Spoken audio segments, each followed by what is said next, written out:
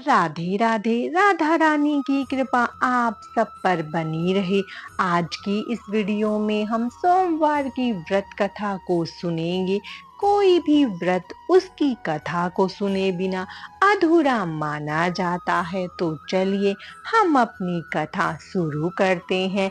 एक बहुत धनवान साहूकार था, जिसके घर धन आदि किसी प्रकार की कमी नहीं थी। परंतु उसको एक दुख था कि उसको कोई पुत्र नहीं था। वह इसी चिंता में रात दिन रहता था।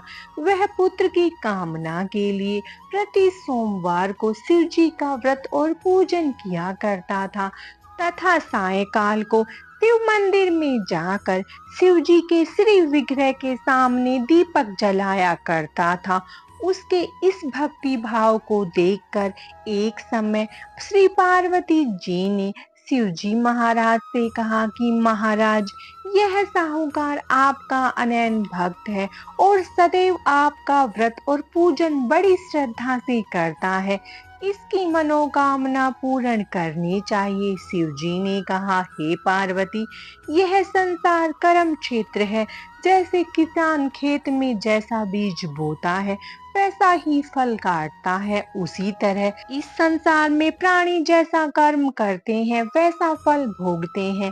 पार्वती जी ने अत्यंत आग्रह से कहा, महाराज, जब यह आपका अनन्य भक्त है और इसको किसी प्रकार का दुख है तो उसको अवश्य दूर करना चाहिए, क्योंकि आप सदैव अपने भक्तों पर दयालु होते हैं और उनके दुखों को दूर करते हैं। यदि आप ऐसा नहीं करोगे तो मनुष्य आपकी सेवा तथा व्रत क्यों करेंगे।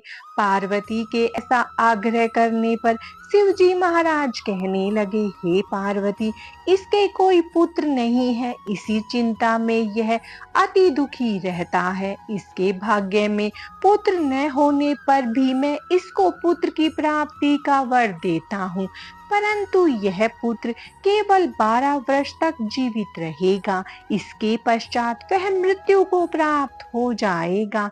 इससे अधिक मैं और कुछ इसके लिए नहीं कर सकता। यह सब बातें साहूकार सुन रहा था। इससे उसको न तो कुछ प्रसन्नता हुई न ही कुछ दुख हुआ। वह पहले जैसा ही शिव जी महाराज का व्रत और पूजन करता रहा। कुछ काल व्यतीत हो जाने पर साहूकार की स्त्री गर्भवती हुई और 10वें महीने में उसके गर्भ से अति सुंदर पुत्र की प्राप्ति हुई। साहूकार के घर में बहुत खुशी मनाई गई, परंतु साहूकार ने उसकी केवल 12 वर्ष की आयु जान कोई अधिक प्रसन्नता प्रकट नहीं की और न ही किसी को भेद ही बतलाया। जब वह बालक 11 वर्ष का हो गया तो उस बालक की माता ने उसके पिता से विवाह आदि के लिए कहा, तो वह साहूकार कहने लगा कि अभी मैं इसका विवाह नहीं करूंगा, अपने पुत्र को काशी जी पढ़ने के लिए भेजूंगा।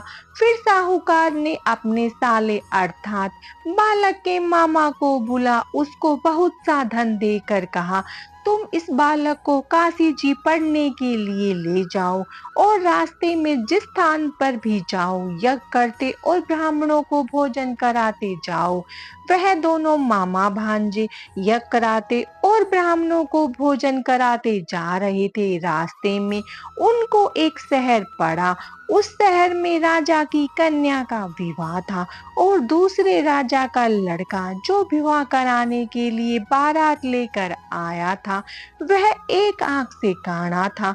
उसके पिता को इस बात की बड़ी चिंता थी कि कहीं वर को देख कन्या के माता पिता विवाह में किसी प्रकार की अड़चन पैदा न कर दे। इस कारण जब उसने अति सुंदर सेठ के लड़के को देखा तो उसने मन में विचार किया कि क्यों न दरवाजे के समय लड़के से वर का काम चलाया जाए। ऐसा विचार करके वर के पिता ने उस लड़के और मामा से बात की तो वे राजी हो गए। फिर उस लड़के को वर के कपड़े पहना तथा घोड़ी पर चढ़ा दरवाजे पर ले गए और सब कार्य प्रसन्नता से पूर्ण हो गया। फिर वर के पिता ने सोचा कि यदि विवाह कार्य भी इसी लड़के से करा लिया जाए तो क्या बुरा ही है। ऐसा विचार कर लड़के और उसके मामा से कहा, यदि आप फेरों का और कन्यादान के काम को भी करा दे तो आपकी बड़ी कृपा होगी। मैं इसके बदले में आपको बहुत कुछ धन दूंगा।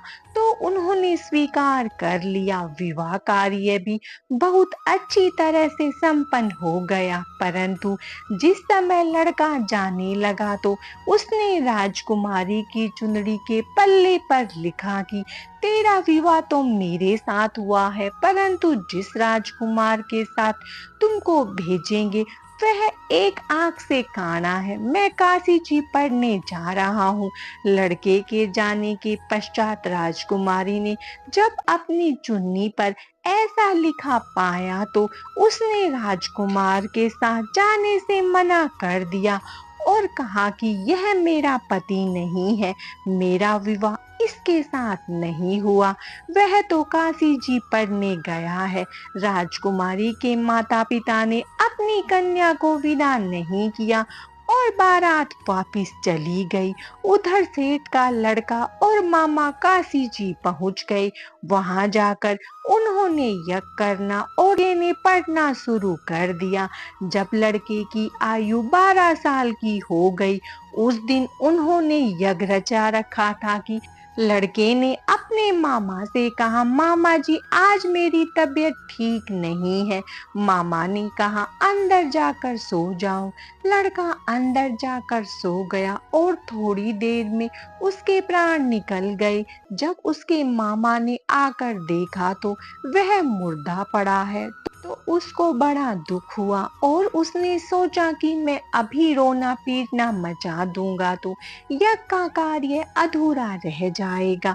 अतः उसने जल्दी से यज्ञ का कार्य समाप्त कर ब्राह्मणों के जाने के बाद रोना पीटना आरंभ कर दिया। संयोगवश उसी समय शिव पार्वती जी उधर से जा रहे थे।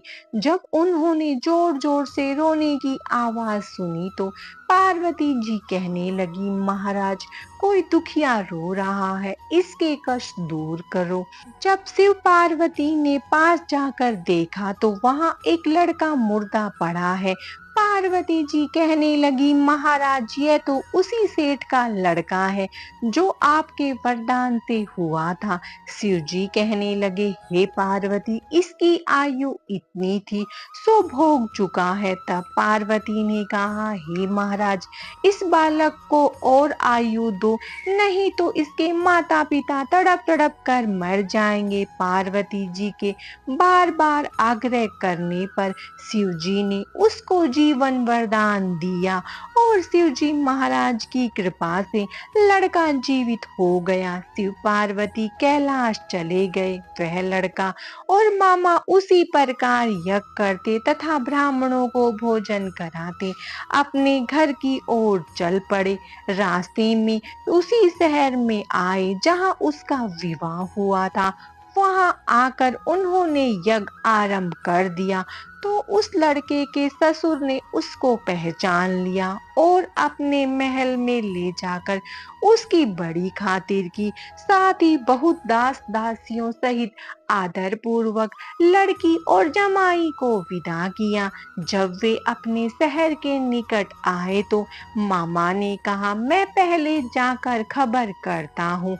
जब उस लड़के के मामा घर पहुंचा तो लड़के के माता पिता घर की छत पर बैठे थे और यह प्रण कर रखा था कि यदि हमारा पुत्र सकुशल लौट आया तो हम राजी खुशी नीचे आ जाएंगे, नहीं तो छत से गिरकर अपने प्राण दे देंगे। इतने में उस लड़के के मामा ने आकर यह समाचार दिया कि आपका पुत्र आ गया है, तो उनको विश्वास नहीं हुआ। उसके मामा ने शपथ पूर्वक कहा कि आपका पुत्र अपनी स्त्री के साथ बहुत सारा धन लेकर आया है, तो सेठ ने आनंद के साथ उसका स्वागत किया और बड़ी प्रसन्नता के साथ रहने लगे। इसी प्रकार से जो कोई भी सोमवार के व्रत को धारण करता है अथवा इस कथा को पढ़ता और सुनता है,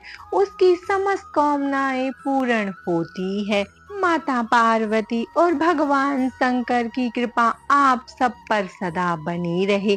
हर हर महादेव। राधे राधे।